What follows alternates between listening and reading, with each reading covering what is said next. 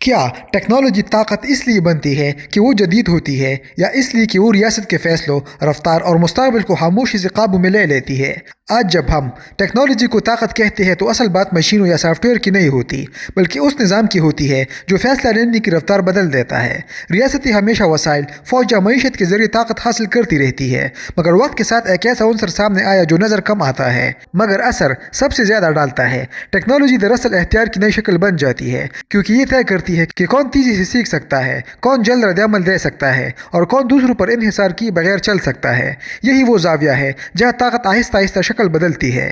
Technology فیصلوں کی رفتار کو کیسے بدل دیتی ہے؟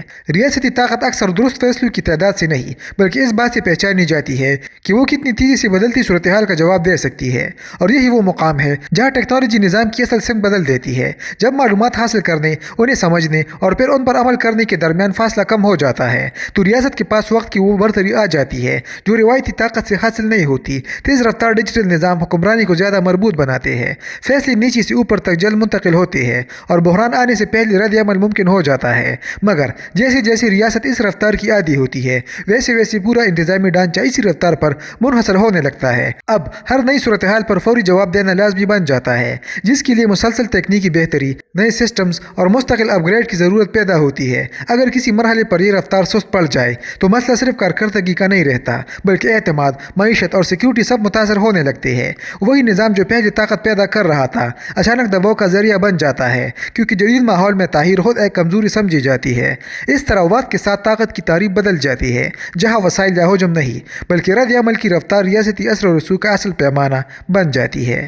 ڈیٹا خاموشی سے اختیار کیوں بن جاتا ہے؟ ڈیٹا ابتدا میں محض معلومات کا ذخیرہ محسوس ہوتا ہے، جیسے اعداد و شمار کا ایک بڑا مجموعہ جسے صرف ریکارڈ رکھنے یا تجزیے کے لیے استعمال کیا جاتا ہے۔ مگر جیسے ہی ریاستی ادارے اپنی منصوبہ بندی، معیشت، سیکیورٹی اور انتظامی فیصلوں کو ڈیٹا پر منتقل کرنا شروع کرتے ہیں تو یہی معلومات نظام کی بنیاد بن جاتی ہے۔ آہستہ آہستہ فیصلے انسانی اندازے یا تجربے کے بجائے ڈیٹا کے رجحانات پر ہونے لگتے ہیں، جس سے حقیقت کو دیکھنے کا طریقہ بھی بدل جاتا ہے۔ ادارے دنیا کو ویسا نہیں دیکھتے جیسی وہ ہے بلکہ ویسا دیکھتے ہیں جیسا ڈیٹا انہیں دکھاتا ہے۔ اس مرحلے پر طاقت خاموشی سے ان مراکز کی طرف منتقل ہونے لگتی ہے جو ڈیٹا کو جمع کرتے، فلٹر کرتے اور ترتیب دیتے ہیں، کیونکہ وہی طے کرتے ہیں کہ کون سی معلومات اہم سمجھی جائے گی اور کون سی نظر انداز ہو جائے گی۔ اگر کسی وجہ سے ڈیٹا کا بہاؤ متاثر ہو جائے یا ریاست بیرونی پلیٹ فارمز اور نیٹ ورکس پر زیادہ انحصار کرنے لگے تو اس کی فیصلہ سازی محدود ہونے لگتی ہے۔ وقت کے ساتھ یہ انحصار ایک گہرا اسٹریٹجک دباؤ پیدا کرتا ہے، کیونکہ ریاست اپنی حقیقت کو براہ راست سمجھنے کے بجائے دوسروں کے بنائے ہوئے معلوماتی ڈھانچے کے ذریعے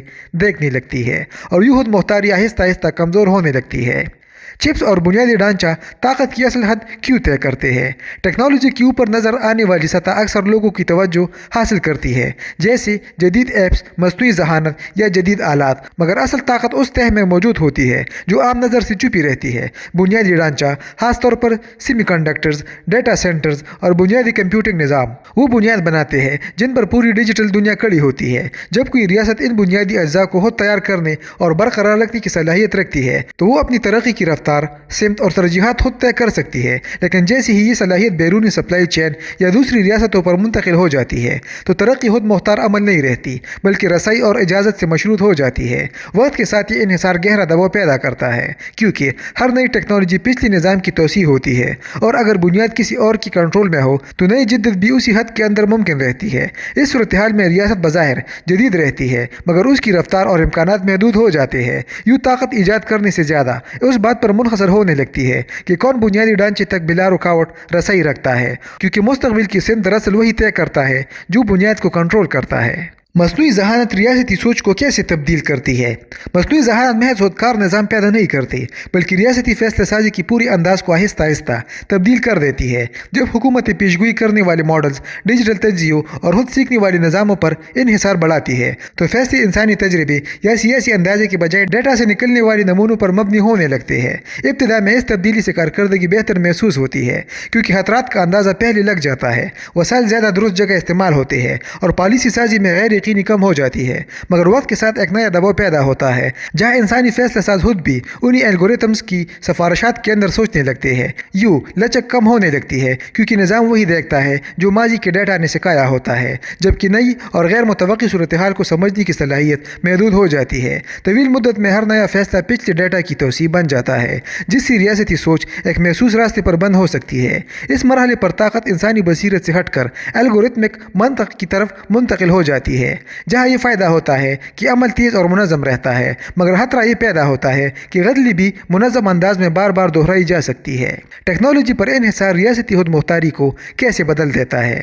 جب ریاست کی روزمرہ حکمرانی، معیشت کی سرگرمیاں اور دفاعی نظام آہستہ آہستہ ڈیجیٹل ٹیکنالوجی پر منتقل ہو جاتے ہیں تو بظاہر کارکردگی، رفتار اور نظم و ضبط میں واضح برتری نظر آتی ہے، جس سے ریاست زیادہ مضبوط اور جدید دکھائی دیتی ہے، مگر اس مضبوطی کے نیچے ایک نیا انحصار جنم لیتا ہے، کیونکہ پورا نظام اب supply chain, software updates, data networks اور تکنیکی رابطوں پر جڑ جاتا ہے۔ جیسے جیسے یہ روابط گہرے ہوتے ہیں ویسے ویسے ریاست کا استحکام اندرونی صلاحیت کے بجائے بیرونی رسائی پر منحصر ہونے لگتا ہے۔ اگر بنیادی نیٹ ورک، کلاؤڈ انفراسٹرکچر یا اہم پرزہ بیرونی کنٹرول میں ہو تو کسی بھی سیاسی کشیدگی، پابندی یا تکنیکی رکاوٹ سے پورا نظام دباؤ میں آ سکتا ہے۔ ابتدا میں یہ خطرہ نظر نہیں آتا کیونکہ روزمرہ عمل جاری رہتا ہے، مگر وقت کے ساتھ یہی انحصار اسٹریٹجک کمزوری میں بدل جاتا ہے۔ دہائیوں بعد تنازع کی نوعیت بھی بدل جاتی ہے، جہاں براہ راست جنگ کی بجائے رسائی محدود کرنا، سپلائی روکنا یا نظام سست کرنا زیادہ مؤثر ہتھیار بن جاتا ہے۔ تب ریاست کو احساس ہوتا ہے کہ اصل خطرہ فوجی طاقت کی کمی نہیں بلکہ اس تکنیکی ڈھانچے پر انحصار ہے جس کے بغیر نظام چل ہی نہیں سکتا۔ جدت کی رفتار طاقت کو مستحکم کیوں نہیں رہنے دیتی؟ روایتی طاقت کی خاصیت یہ تھی کہ ایک بار حاصل ہو جائے تو وقت کے ساتھ مزید مستحکم ہوتی جاتی ہے، کیونکہ فوجی قوت، صنعتی صلاحیت یا وسائل دہائیوں تک اپنی اہمیت برقرار رکھتے تھے۔ مگر ٹیکنالوجی کی دنیا میں طاقت کی نوعیت مختلف ہے۔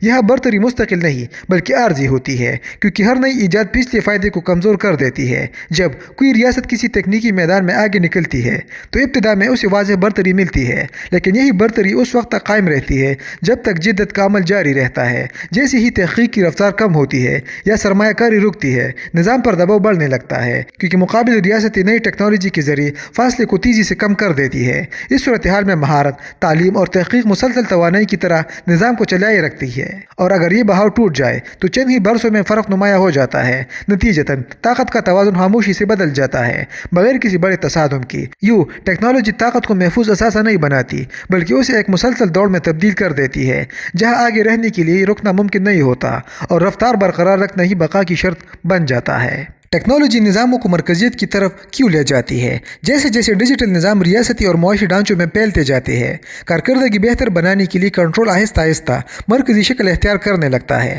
ابتدا میں یہ مرکزیت فائدہ مند محسوس ہوتی ہے کیونکہ مختلف اداروں، ڈیٹا اور خدمات کو ایک مربوط نظام میں لانے سے فیصلے تیز ہو جاتے ہیں، وسائل کا ضیاع کم ہوتا ہے اور پورا انتظامی ڈھانچہ ایک ہی رفتار سے چلنے لگتا ہے۔ مگر وقت کے ساتھ یہی سہولت طاقت کے ارتکاز کا سبب بن جاتی ہے، کیونکہ پورا نظام چند اہم پلیٹ فارمز، سروسز یا اداروں پر منحصر ہو جاتا ہے۔ جیسے جیسے ان مراکز کی اہمیت بڑھتی ہے ویسے ویسے ان پر دباؤ بھی بڑھتا ہے، کیونکہ کسی تکنیکی خرابی، سائبر حملے یا رسائی میں رکاوٹ پوری نظام کو متاثر کر سکتی ہے۔ ریاست اس مرحلے پر ایک مشکل توازن کا سامنا کرتی ہے، جہاں کارکردگی کے لیے مرکزیت ضروری ہوتی ہے مگر استحکام کے لیے تقسیم شدہ نظام زیادہ محفوظ سمجھا جاتا ہے۔ دہائیوں کے دوران یہ مرکزیت طاقت کو تیز، مربوط اور مؤثر تو بناتی ہے، لیکن ساتھ ہی اسے زیادہ نازک بھی بنا دیتی ہے، کیونکہ ایک مرکزی نقطے کی ناکامی صرف ایک ادارے کا مسئلہ نہیں رہتی بلکہ پوری ریاستی اور معاشی نظام کی رفتار کو اچانک روک سکتی ہے۔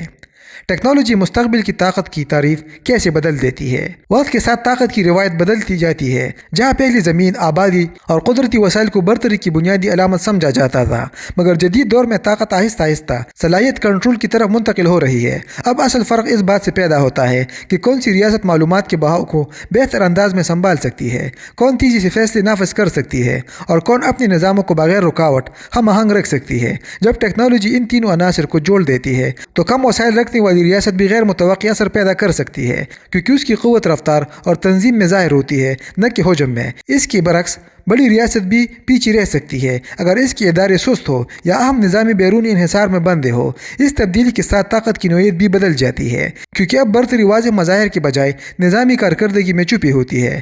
مقابلہ سرحدوں یا میدانوں میں کم اور ڈیجیٹل و انتظامی صلاحیتوں میں زیادہ ہونے لگتا ہے۔ نتیجتاً طاقت ایک مستقل حاصل شدہ حیثیت نہیں رہتی، بلکہ ایک جاری عمل بن جاتی ہے جسے برقرار رکھنے کے لیے روزانہ کی سطح پر رفتار، جدت اور ہم آہنگی کو قائم رکھنا ضروری ہو جاتا ہے۔ اب نتیجہ سمجھتے ہیں۔ ٹیکنالوجی بطور طاقت کسی ایک ایجاد یا کامیابی کا نام نہیں، بلکہ اس صلاحیت کا نام ہے جس کے ذریعے ریاست وقت، معلومات اور فیصلے کے بہاؤ کو قابو میں رکھتی ہے۔ جو نظام اس بہاؤ کو سنبھال لیتا ہے وہ آہستہ آہستہ دوسروں کی رفتار طے کرنے لگتا ہے، اور یہی وہ مقام ہے جہاں طاقت شور کے بغیر منتقل ہو جاتی ہے، مستقل، خاموش اور طویل مدت۔